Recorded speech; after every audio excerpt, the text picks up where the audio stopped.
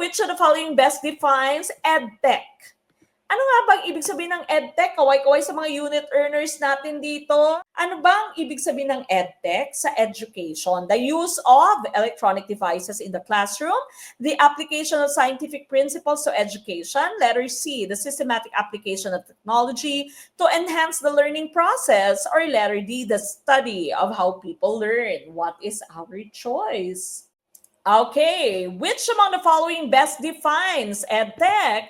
Tumpak na choice po natin dito is letter C. Tama po kayo. Systematic application of technology to enhance the learning process. Now, gusto ko lamang pong klaruhin, when we say technology, hindi po ito nangangahulugan na high-tech lamang, hindi po nangangahulugan na high technology. Anything that you use inside the classroom to aid learning or to enhance the learning process, that can still be under your EdTech. Okay? Pwede pa rin po yan under your EdTech.